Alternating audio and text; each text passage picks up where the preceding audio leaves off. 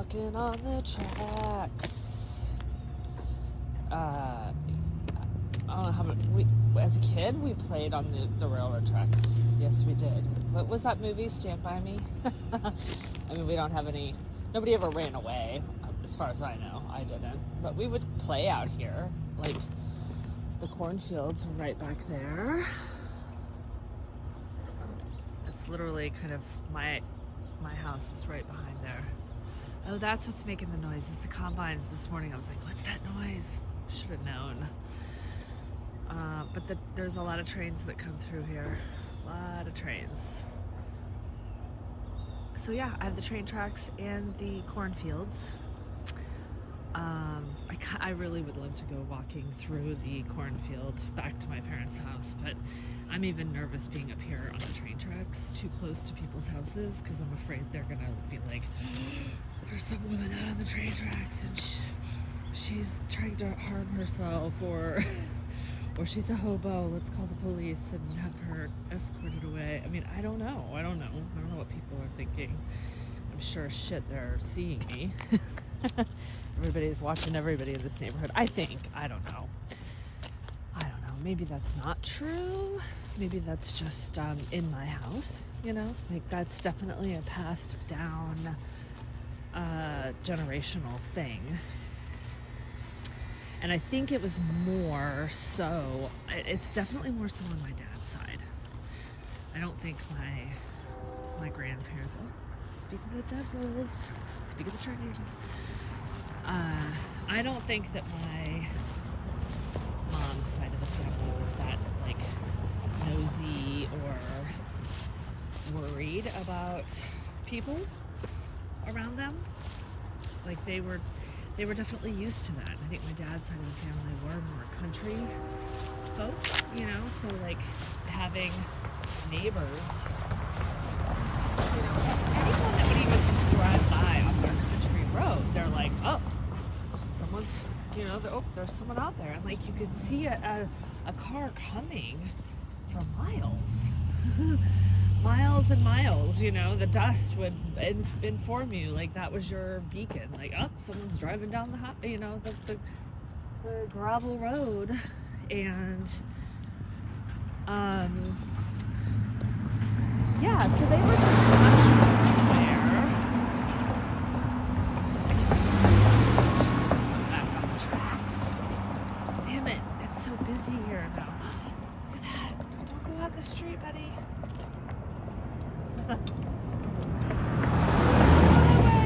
You can't go that way. I can't let you do it. I'm sorry. You gotta get back up here in the grass. I really can't let you cross the street. I'm sorry. In fact, why don't I take you over here to this tree? What a vulnerable little creature. I mean, seriously. Like, look, he's like, oh my goodness, I'm gonna roll up in a tree. And I'm just gonna put you right down, maybe. Where would you wanna go? I don't even know. Like, how did you fall out of a bird's mouth? Okay, don't go on the street. Oh my God. I'm literally walking by my best friend's house. She was my childhood best friend. BFF. Best friend. Well, there's a big story there. I mean, obviously. I mean, we went roller skating together every Friday night, had a sleepover at one or the other's house, swimming all summer long. They had a lake house. Little kids. It was probably, you know, maybe 8, 9, 10, 11. I remember for sure we were 10 and 11, maybe even 12. I don't know.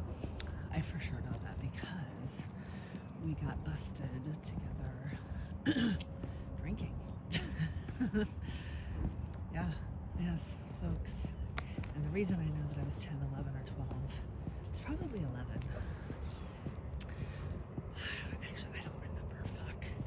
But her and I was, well, maybe later. I don't know, God. No, it had to be at like 12 or 13. I don't, because I was stealing it, or taking it, pilfering it, from my cousin's liquor cabinet while I was babysitting, and her and I were storing it in like Cheetos, like what's the salty peanut guy's name? What's that brand? I don't know. I think it was that, and there was a canister, like a Cheeto canister, like a big one, double the cylinder size of a Pringles can.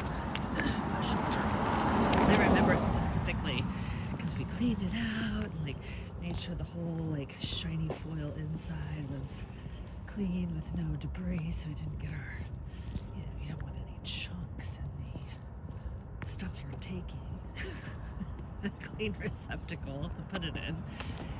Anywho, I mean, I don't remember drinking before then, and we certainly didn't get drunk.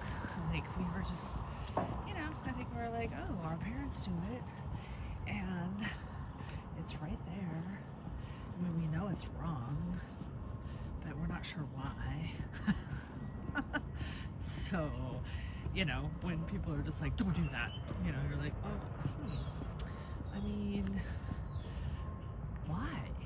Tell me, if you're not going to tell me why, then I guess, like, I have to now figure it out for myself. Like, you can't just, that's like Pandora's box. Do not look in there. But carry it around with you and have it around you all the time, and it'll be, prevalent and right there, but we're all going to just be like, don't do that. Well, guess what? I'm a kid, and my frontal lobes, I guess, aren't working. I think they were working just fine. They were just curious little creatures. Like, there's nothing wrong with being curious. Like, this whole, like, this is your home, but don't snoop. There are dangerous things in here. Like, if you don't want dangerous things around your kids, then don't fucking have them in the house or lock them up. But don't expect your kids to not be curious, because that's the problem that we're in right now. It's like, trying to control our children from being curious. And actually, that's been happening for a long time. My mom told me back in the fucking 60s, 50s and 60s, when she was in school, that one of her teachers wrote in a not postcard, may as well be a postcard, a report card, just the name in and of itself. Here's a report card about your child. And the the comment wasn't like the most asinine thing, like, Vicky asks the most unusual questions. And that was it. Like, no, like, sub or like meta context. Like,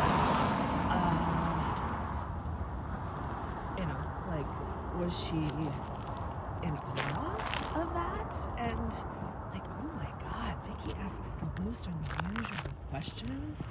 She's such a delight to have in class. She's thought-provoking. Or was it through the lens of, oh, this kid asks the most unusual questions?